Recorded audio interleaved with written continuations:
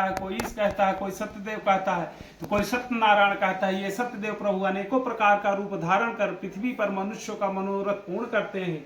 इस कलयुग में यही सनातन विष्णु सत्य रूप धारण करके सबकी इच्छा पूरी करते हैं। सूर्य जी कहते हैं कि हे मनुष्योत्तम, जो मनुष्य यह कथा प्रतिदिन पढ़ता है तथा सुनता है वह सत्यदेव के प्रसाद से पाप मुक्त हो जाता है। जिन्होंने पूर्व जन्म में सत्यनारायण स्वामी का पूजन किया था उनके दूसरे जन्म का हाल कह रहा हूँ, सुनो।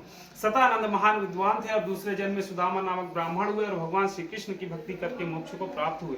भील लकड़हारा दूसरे जन्म में निषाद हुआ और भगवान श्री रामचंद्र जी को गंगा पार उतार कर स्वयं भवसागर से पार हुआ। उल्का मुख राजा महाराजा दशरथ हुए और भगवान श्री रंगनाथ का पूजन करके मोक्ष को प्राप्त हुए। साधु वैश्वी धार्मिक सत्य संत मोरध्वज राजा हुआ। वह ऐसा सत्यवादी और धार्मिक था कि अपनी स्त्री के साथ अपने पुत्र का दाहिना अंग आरा से काटकर ब्राह्मण रूपी श्री कृष्ण को देना स्वीकार किए।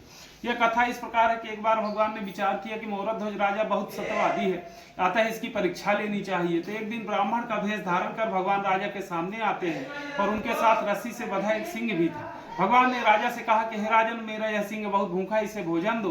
तब राजा कहने लगे कि आपका सिंह क्या खाएगा? तब भगवान ने कहा कि तुम्हारे इकलौते पुत्र के दाहिने अंग का मांस खाएगा और शर्त यह है कि तुम और तुम्हारी स्त्री आरा से काटेंगे किंतु आंसू न बहे।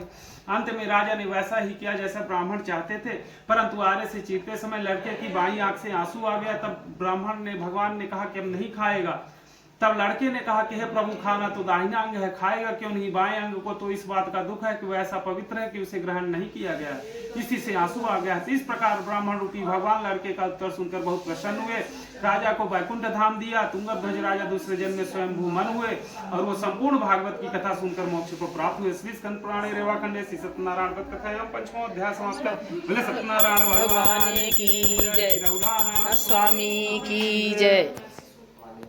देखी कपूर का वो पकड़ ली, पकड़े